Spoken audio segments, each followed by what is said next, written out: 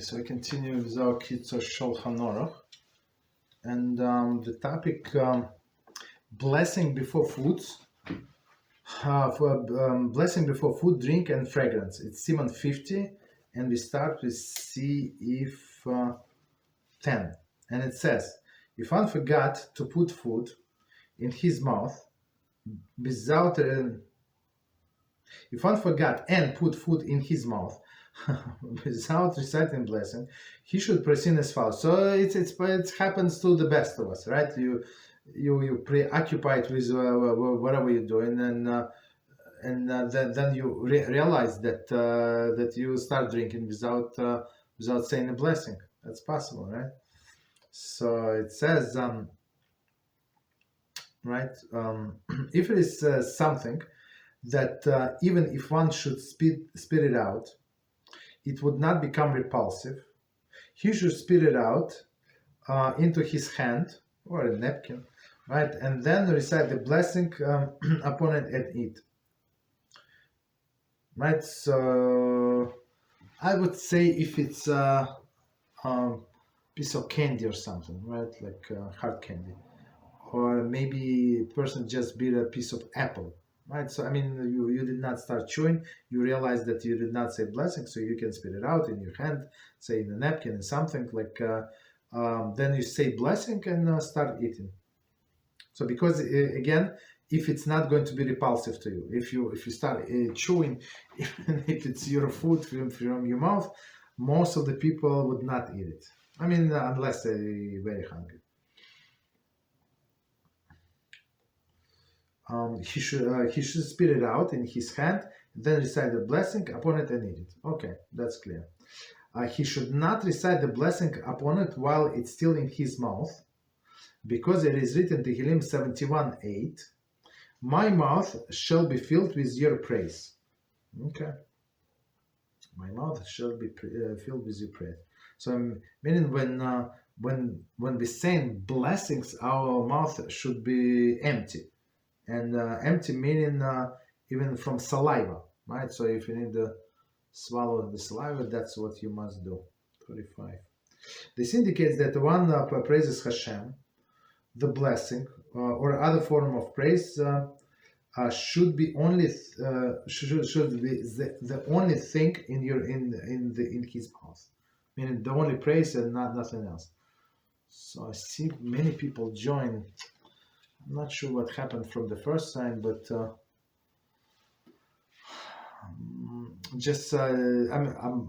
I'm going to announce it again. So we're on the limit of how many people we can call at the same time. But the group, like our group, the people that can connect, it's actually up to 100 people. But somehow simultaneous call we can do only up to 25 people. And right now we have 25 people on our list. So next time, if I cannot call, just the call is going to be open. Just try to join the group, join the call. Okay. So don't wait for the link. That's the thing. 25. Continue.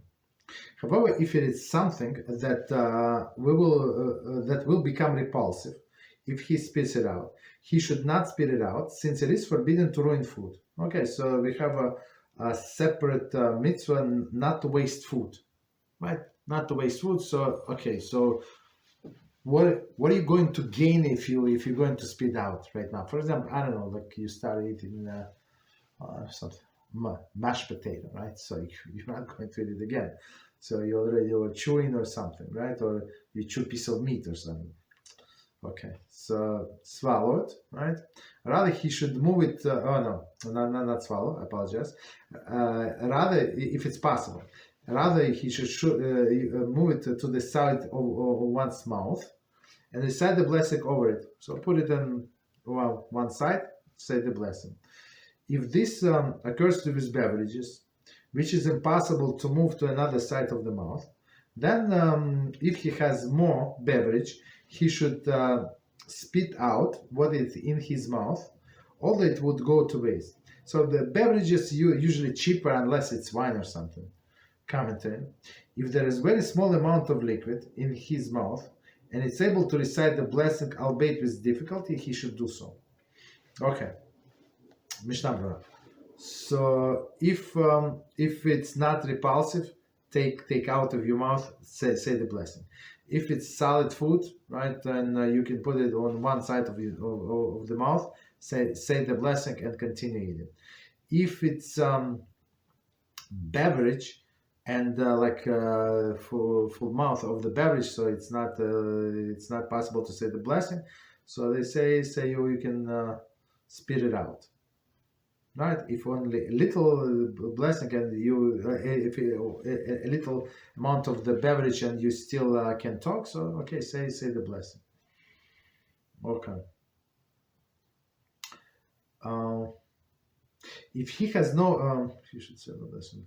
If he has no more of the beverage, so that's the problem, and he's pressed to keep the small amount remaining in his mouth, because he needs for nourishment, he may swallow the beverage. So, I mean, if you have, I don't know, like that's the only liquid that you have, this beverage, so okay, so you can swallow it. And after he should recite Brocha Rishona. I'm not sure why is it the case, so 1 second. No, Mishnah Brura rules 172.5.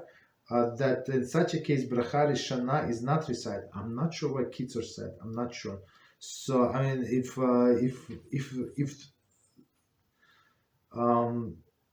it's the only liquid, like last whatever you like in your cup, you have leftover coffee, right, from the morning, and that's all you have, and you're passing by, and like a few hours later, and you drank this coffee, right, and it's still in your mouth, and that's like, let's say you're at work or something, that's the whole liquid that you have.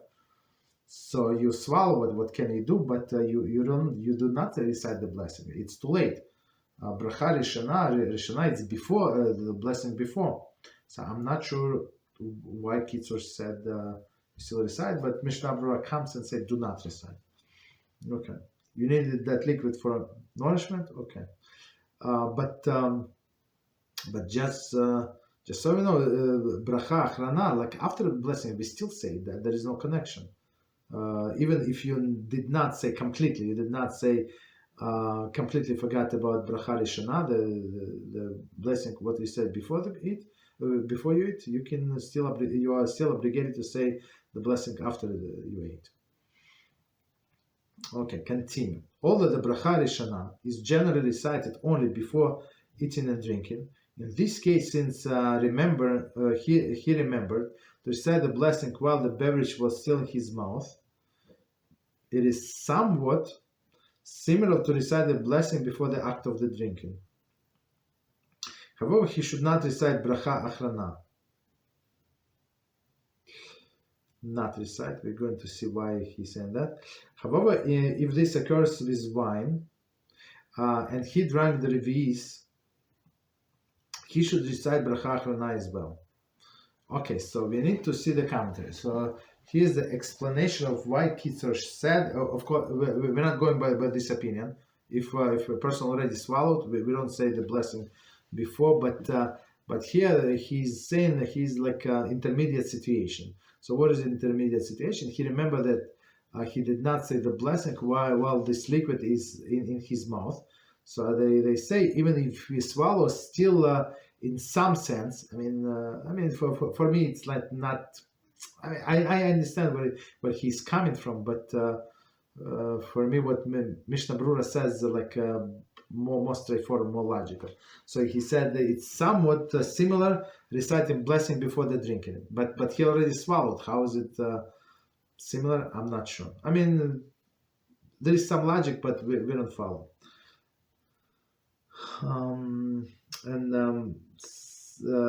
Somehow, so he said that he should not recite Bracha Achrana. So why is that? Commentary. Since he already required to recite the Bracha Rishona after drinking it, he should not recite Bracha Achrana.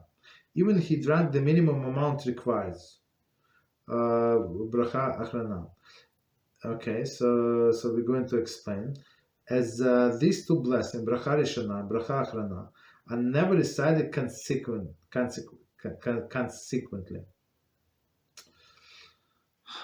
So here's okay. We don't go by this ruling, but just for us to understand what Kitzur is saying. A person could not spit out, and because this liquid was very valuable, this beverage for him, so he swallowed the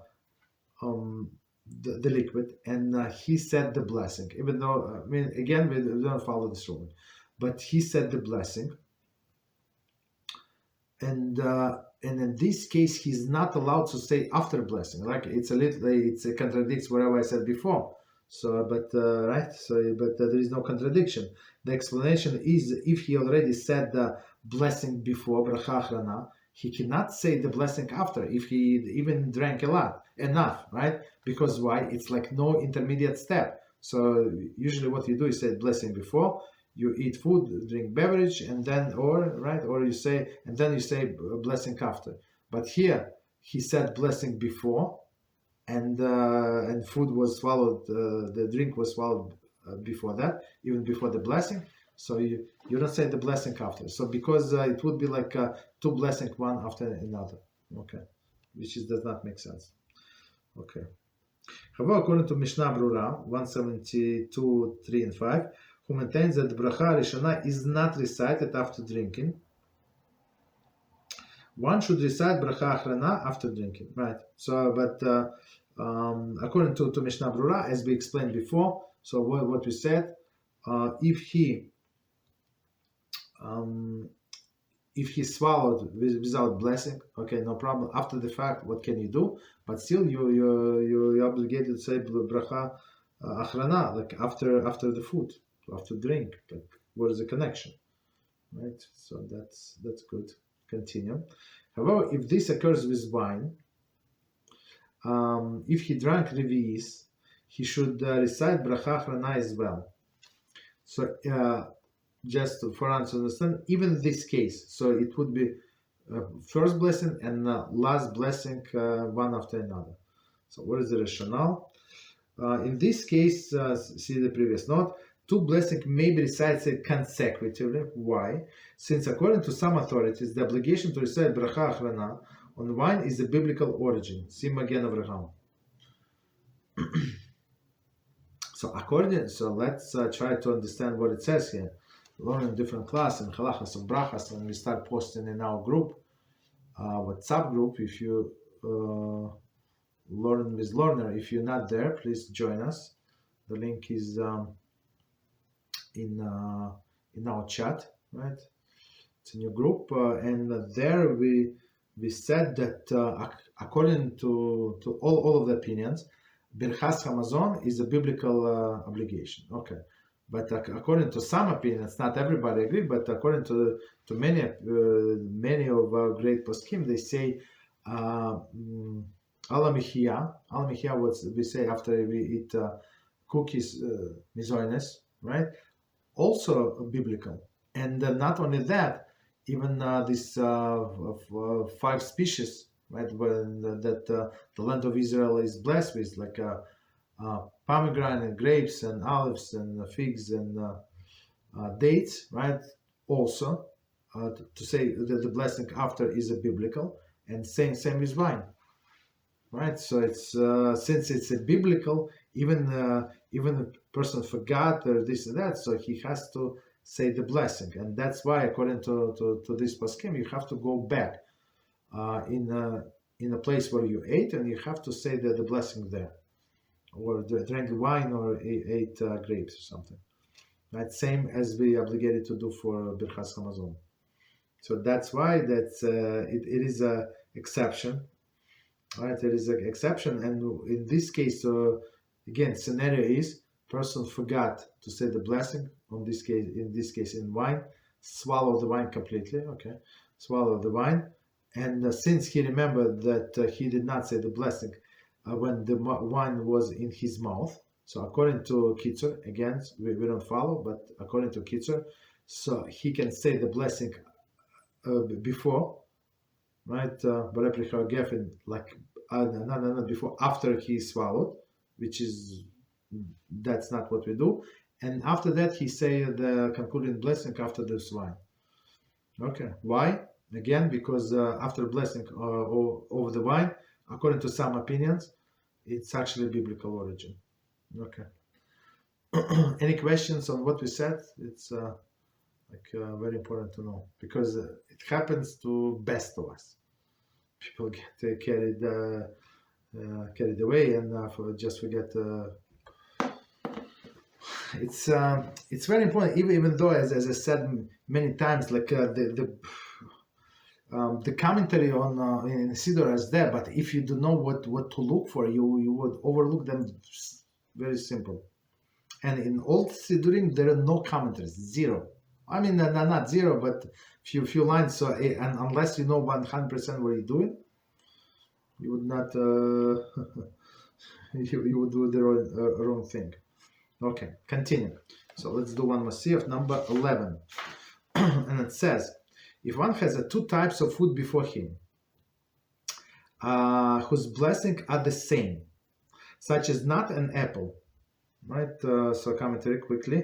The proper blessing upon both of them, BeEzrat, who creates the fruit of the tree. Okay, and he can thus recite a blessing over one of them and exempt the requirement to recite blessing of the second fruit. He is obligated to do so. It is forbidden to recite blessing over one of them with intention not to exempt the second one, in order to recite the blessing for it as well on its own, because it is forbidden to cause the recitation of unnecessary blessings. Okay, so believe it or not, it was one sentence. Okay, so here's the situation. Person has apple and nuts in front of him, and same blessing on apple and the nuts. So the question is like how to say blessing. What blessing to say? You know, the fruit of the fruit of the BeEzrat. And right now, Kitzur said what not to do. What not to do is not to say two separate blessings.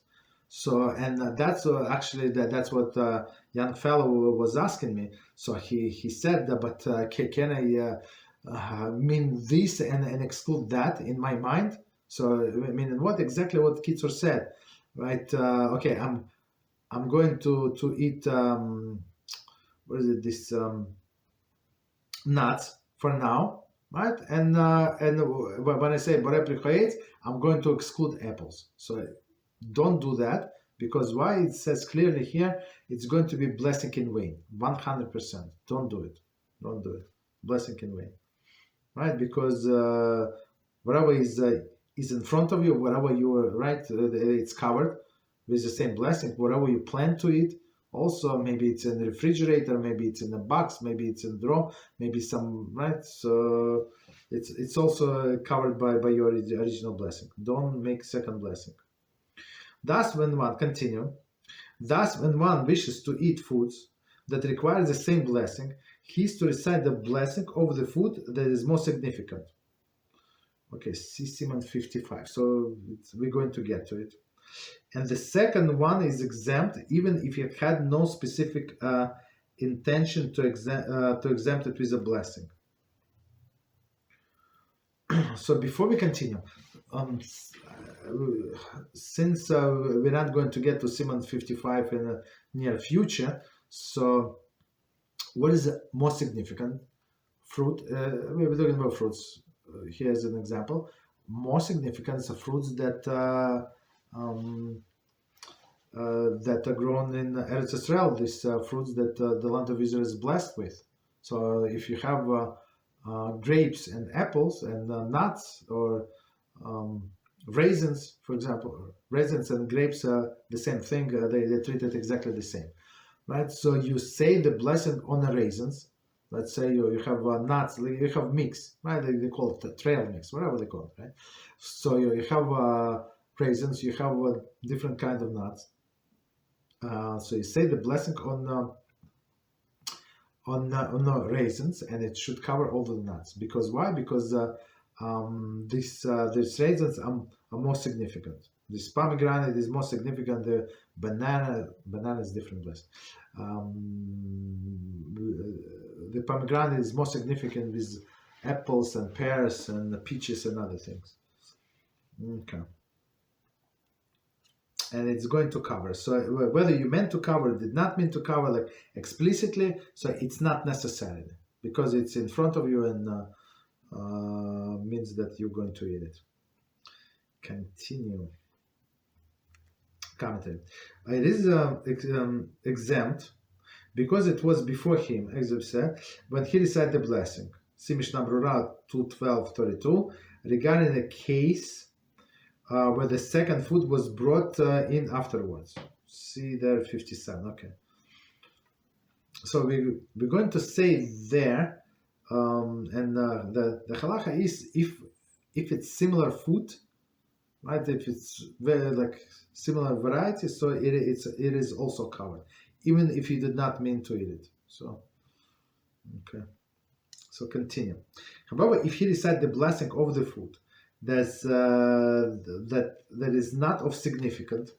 So meaning apples and not over the grapes, right?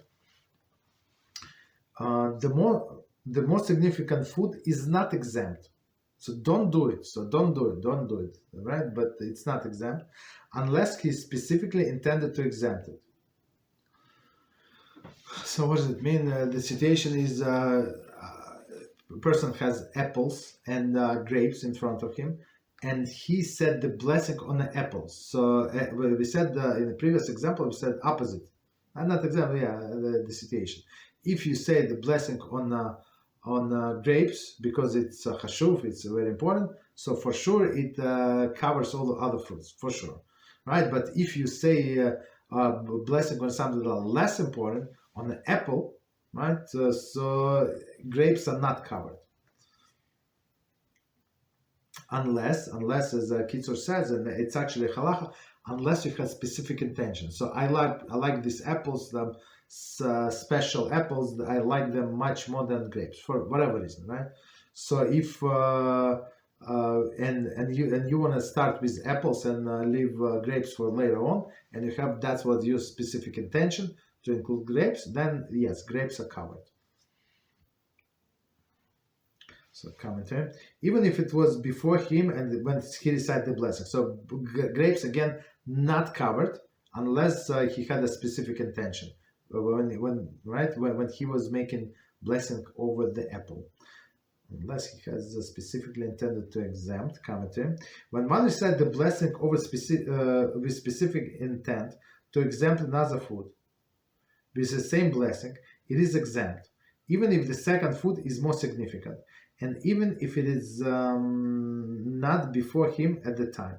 Okay, right? That's what we said. Right. So and this second part actually we did not mention. So one more time, and even if it is not before him at the time. So basically he said the blessing on the apples, but grapes are still in the refrigerator. You have to take them out. You have to wash them and stuff like that. So they still covered because that was the intention. Continue. But if he recited the blessing over the less significant food with no specific intent, so just started eating apple, he must repeat the blessing over the most significant food. So without any intention, start eating apples. So now you want to eat grapes, you have to say the blessing. Because it's not reasonable that the blessing of the less significant food should exempt the more significant food in an incidental fashion. Commentary. So try not to put yourself in this situation. It's very, very important. 45 commentary. There is when there are two foods before him that share the same blessing, and one recite the blessing upon the less significant one, the blessing cannot apply to more significant one without specific intent on the part on the part of one who recite the blessing to exempt it. So we said it before, but one more time, you have apple, you have grapes. If you want to start with apple, there is no problem, but you have to have intention that I'm going to eat grapes as well. So this blessing should cover the grapes as well. If you don't have this intention, so this blessing does not cover grapes. Okay? Because it does not make sense to say the blessing on the less significant one, that it should cover the most significant one. But the reverse is true. Meaning what? If you say the blessing on more significant, once you say on the blessing on grapes, and they cover all other fruits. As mentioned by Kitzur, significance, in double quotes, of the food follows the certain definite parameters outlined in Siman 55. But we listed them, those that grow in the land of Israel. In some cases, there is halacha. In some cases, there is a halakhic dispute regarding which food is to be considered more significant in respect to reciting the blessing upon it. Okay, so we see. Mishnah Berurah 2:11:33 writes that in a case where one has two foods before him that are subject to the same blessing, and there is halakhic dispute regarding which food is to be considered more significant with respect to reciting the blessing upon it, one should specifically have in mind when recite the blessing to examine the second food as well. So if it's a doubtful situation, so always try to make sure to include, I'm going to say the blessing on apples, or maybe he's talking about case if he has pomegranates and olives, right? On what to say first, right? So maybe there is a doubt. Well, why is it a doubt? Because of the sequence also matters, right? What comes after what? Okay. So let me see, what time is this? Okay. Any questions on what we said? Those blessings. Okay. Okay. So tomorrow we're going to continue with Shmana Prakim. Thank you very much and good night.